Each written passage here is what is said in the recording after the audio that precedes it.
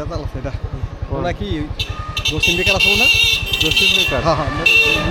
ঘরে বলছে কিনতে রাখছিলাম বুঝছে আমি মিটার মুটার সব তো কেনা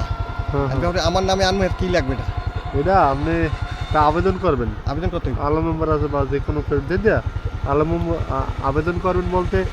আমরা যে পুরো কেনা মিটারটা আছে ধরেন আপনি 10 মিটারের মিটারটা কিনেছেন এটা বর্তমানে ইমেল থাকবে নতুন মিটার আবেদন করবেন না অনলাইনে এটা মিটারটা থাকলে সমস্যা আছে এটা থাকলে সমস্যা নাই না জায়গা তো আর না এই দলিল তো এটা থাকলে সমস্যা নাই কিন্তু না রাখাটা ভালো ধরেন আমি বিল বাজাইলেন বা আমার পোলাপানে বিল বাজাইলে দর বাজাই হ্যাঁ রে মামলা ঠামলা হইলে এটা সমস্যা না কারণ আমের নামে যে মিটার আছে আমের পোলাপানে আমেরটাই বুঝবে কি কইছি বোঝেন নাই কিন্তু আমি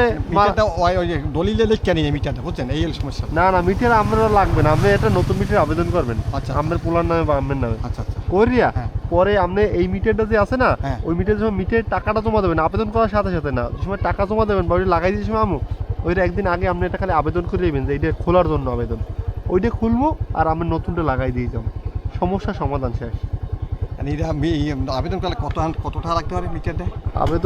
আবেদনে বেশি টাকা লাগবে না হারাবাড়ি 15টার মতো লাগবে আবেদনই 1500 সব মিলাইয়ে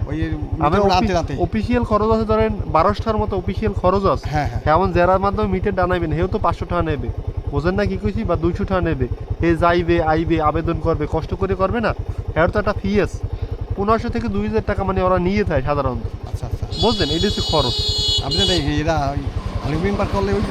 হ্যাঁ এর মাধ্যমে করাই দেবেন সমস্যা নেই আপনি পারবেন আমি পারবো না বলতে এমন না আমি পারবো কিন্তু এটা ভেজাল করে অফিসিয়াল কাজ করে দিশে পাই না আমার এটা আমি করতে যাবো আপনি স্থানীয় যারা আছে এক মাধ্যমে করাই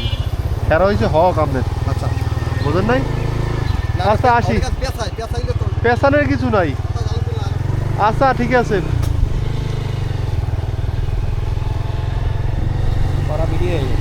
হ্যাঁ